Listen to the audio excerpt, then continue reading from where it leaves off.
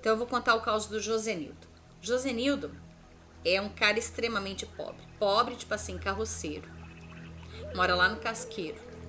Sabe aquelas pessoas que carregam a carroça de papel? Parece um cavalo humano? Então, Josenildo é pobre desse tanto. Ele mora lá no Casqueiro.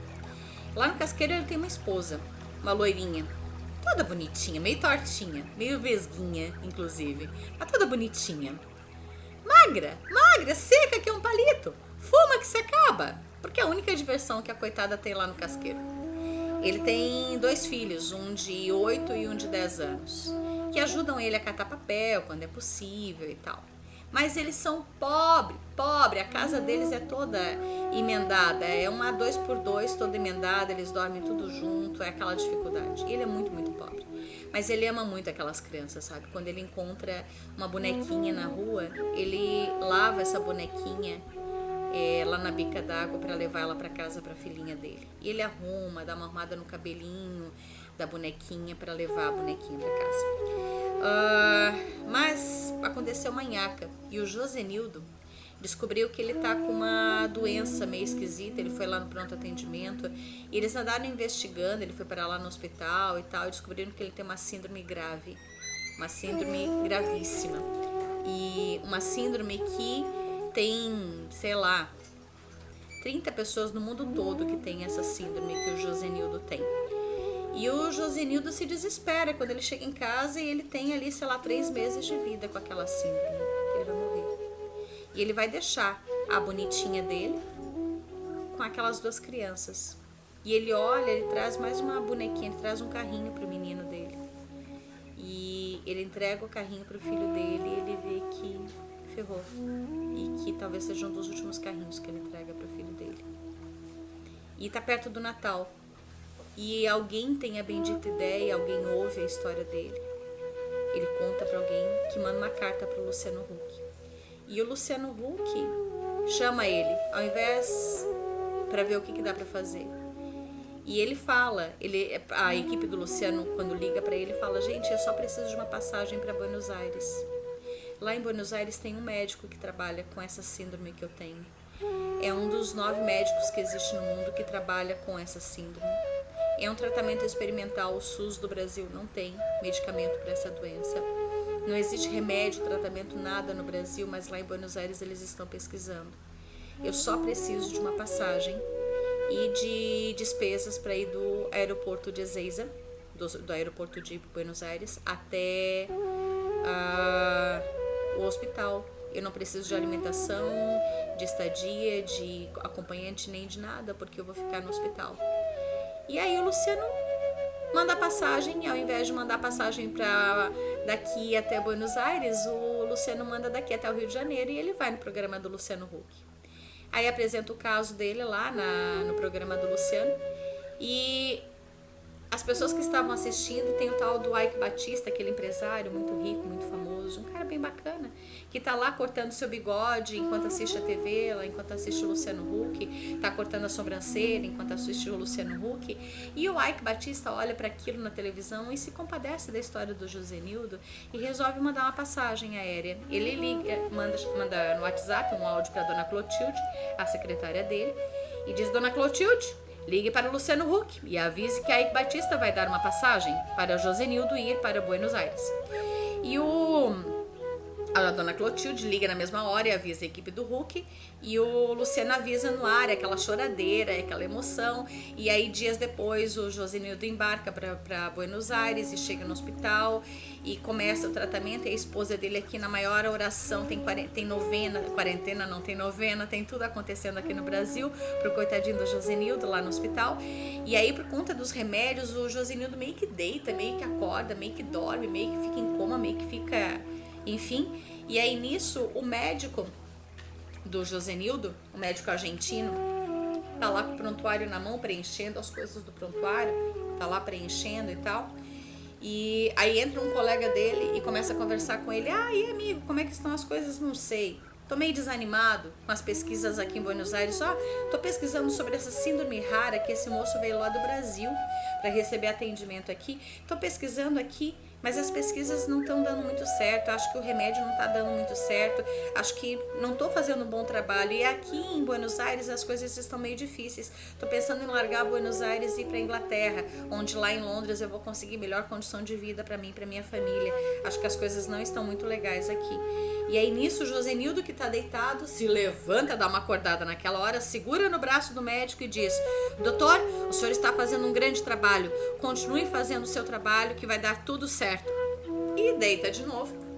O médico se anima com aquela reação dele, continua lá aplicando os remédios, o tratamento, e o Josenildo tem alta, se cura da síndrome e volta para o Brasil e é recebido lá no Casqueiro pela esposa e pelos filhinhos com muita felicidade.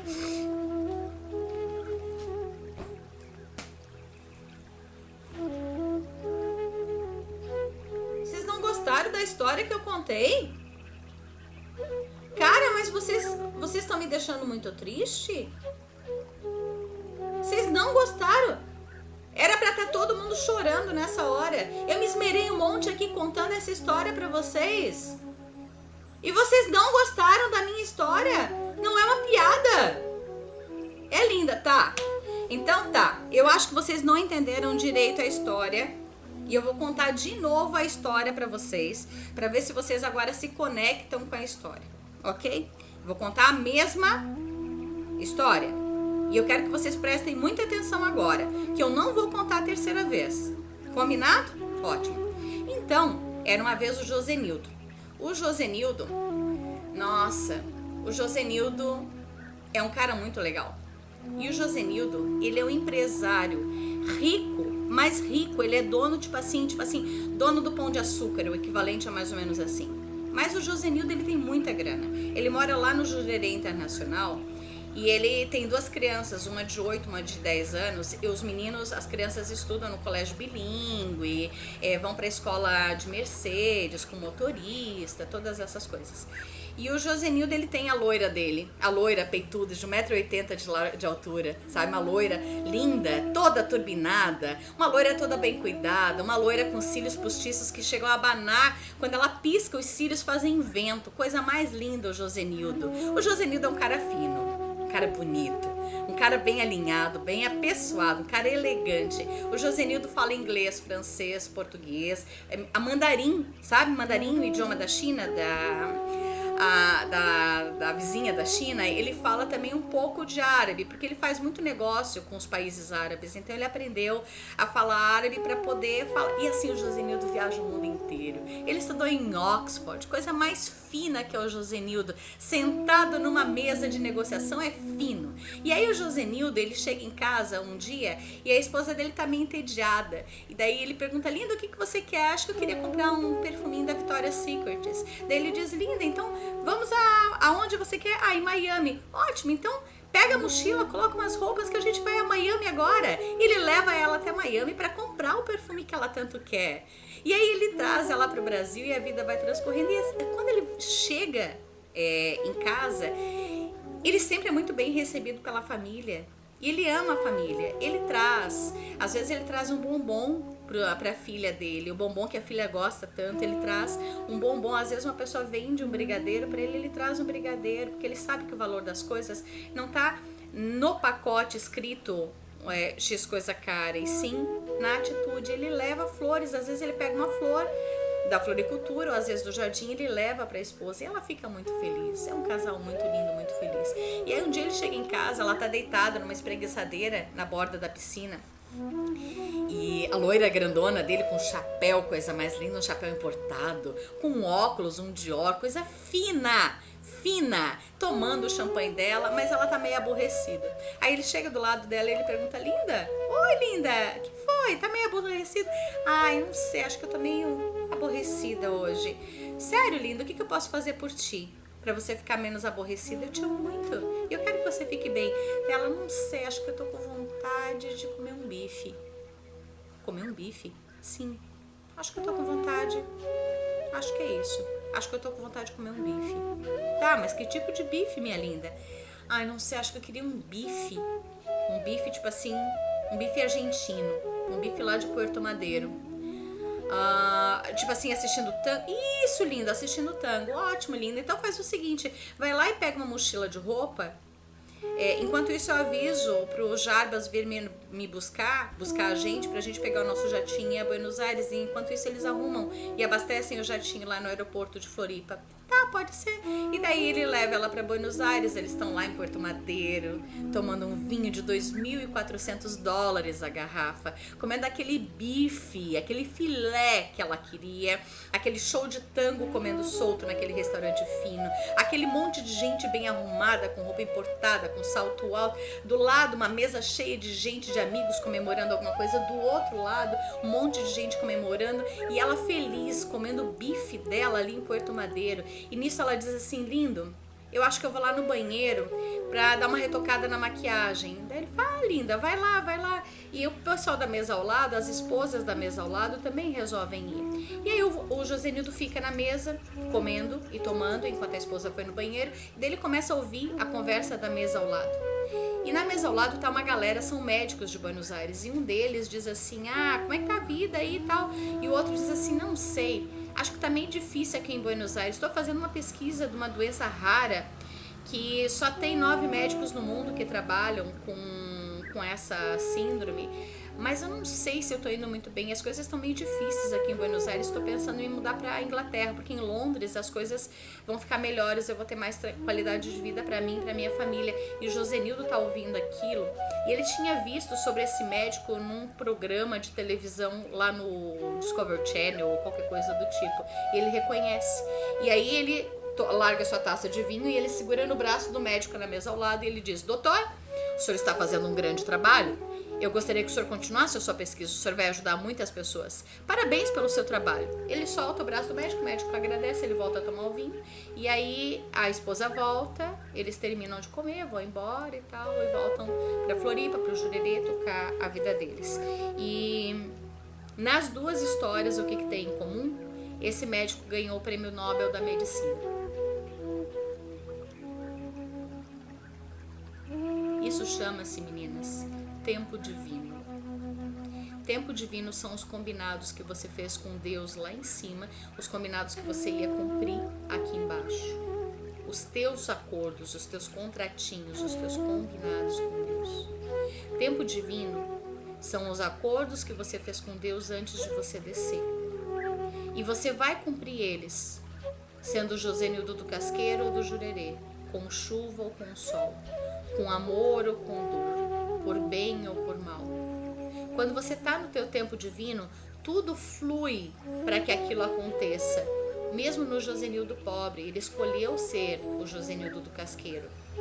Mas quando ele estava no tempo divino, quando começou o tempo divino dele daquilo, veio o Ike Batista e deu a passagem para ele. Então, no tempo divino, todo o universo se organiza para que o teu tempo aconteça. Tudo fica fácil de fluir. Mesmo que até ali você tenha vindo do casqueiro. Mesmo que você tenha escolhido dessa forma. Para a tua alma, ela não tem a medida se aquela experiência vai ser pela dor ou pelo amor, com facilidade ou com dificuldade. Você vai fazer aquilo ali. Ele ia segurar no braço do médico e dizer, continue fazendo o seu trabalho, o senhor está fazendo um grande trabalho, doutor. Era o tempo dele. Ele só tinha aquele milésimo de segundos com aquele médico. Então, o tempo divino pode ser, você vai ter, quantos tempos divinos eu tenho ao longo da vida? Vários. Para um feto, pode ser que ele tenha 2, 3 tempos divinos. Para você, pode ser que você tenha 30, 40 tempos divinos. Eu posso ver os meus tempos divinos, você pode ver os seus tempos divinos, todos eles. Você pode ver todos eles, os 30 que você tem, por exemplo, e você pode ver cada um deles, quando ele começa, o que vai acontecer e quando ele vai terminar e qual é a finalidade dele. Eu posso ver os seus tempos divinos? Posso, mas eu só posso ver alguns e de um tempo eu só posso ver um pedaço. Eu não posso ver o tempo inteiro. Só você pode ver todos e um tempo inteiro. Entende? Para que isso? Segurança. Se você vê o tempo divino do teu marido um tempo inteiro, pode ser que você veja o momento em que ele vai se divorciar de você. Ou se o plano é que que vocês morram num acidente, pode ser que você veja o momento em que vocês vão morrer. Então, talvez aquilo ali não seja legal. Talvez não seja bom para você naquele momento. Então, o tempo divino são os acordos que eu combinei. Não são missões, porque a gente já sabe que de verdade não existe missão. Se eu sou a imagem e semelhança de Deus, eu não tenho uma missão de salvar o mundo ou de tornar o mundo melhor. A minha missão é a experiência de experimentar uma vida. Então, eu sou um ser divino experimentando uma experiência num corpo físico. Essa é a minha missão. Por que as pessoas acham que tem alguma missão? Primeiro, porque os seus ancestrais tiveram missões de salvar países nas guerras. Segundo, que achar que eu tenho uma missão faz com que eu ache que eu tenho que me melhorar, que eu tenho alguma importância para o mundo. De verdade, não tem missão. A tua missão é a experiência em si, é o percurso. Então, e o tempo divino, você pode perguntar. O meu atual tempo divino como instrutora de Theta Healing, ele começou em março de 2017. E eu já olhei muitas vezes a minha agenda para ver o que eu estava fazendo lá, para ver se eu identifico aonde que ele começou. Qual foi o evento que deu start nesse tempo divino? Não faço a menor ideia. Se alguém me disse, Jô, por que você não se torna instrutora? É verdade, pode ser que seja bom. Pode ser que o tempo da pessoa tenha sido só esse. Pode ser que uma pessoa entrou na minha vida para cumprir um tempo divino. Pode ser que uma pessoa entrou na minha vida para matar meu marido para que eu pudesse ficar sozinha e ter liberdade para ir embora e blá blá blá, porque era o combinado. Porque se eu tivesse com meu marido, eu ficaria no Brasil e eu não iria para Jamaica, por exemplo. Então, sim, tempo divino. Ele tem um começo, meio e fim, ele pode ser longo. Eu posso ter vários acontecendo ao mesmo tempo, prestem atenção. Eu posso ter vários tempos divinos acontecendo ao mesmo tempo.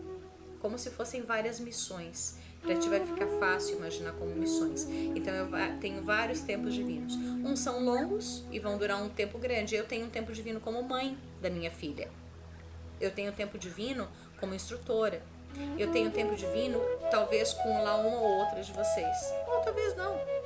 Talvez eu seja uma pecinha do seu quebra-cabeça, mas o começo do tempo divino já tenha acontecido 6 meses atrás, quando você recebeu uma consulta de Theta Healing da minha colega. Você não foi aluna dela, veio ser a minha aluna. O trabalho dela era ligar o botãozinho para você vir a ser minha aluna. E por que você foi paciente dela? Porque você teve um luto.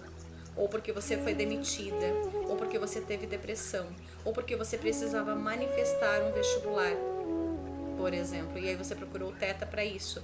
Então aquela experiência naquele momento também estava a serviço. Aquela experiência de não conseguir passar em 7 provas da OAB para procurar um Theta Healer, para abrir o canal, passar na prova, ver que o Theta dava conta disso, que você conseguia mudar as coisas através dessa engrenagem do Theta Healing, para daí você se tornar também terapeuta e instrutora, por exemplo, de Theta Healing. Eu tenho uma colega que esse foi o caminho dela. Não passar na OAB por 7 vezes, receber uma sessão de Theta e passar no exame da ordem. E daí ela quis aprender mais sobre o Theta Healing e ela é instrutora hoje em dia. Então, aquele momento de não passar na prova da OAB, alguém teve que passar no lugar dela, ou alguém teve que reprovar ela no exame, alguém teve que, que deixá-la instável naquele momento para que ela não passasse na prova. Essa pessoa também estava a serviço do sistema. Então, o tempo divino, você pode subir, fazer a meditação Theta, sobe e pede para ver quando começa o próximo tempo divino, ou quando começou esse meu tempo divino.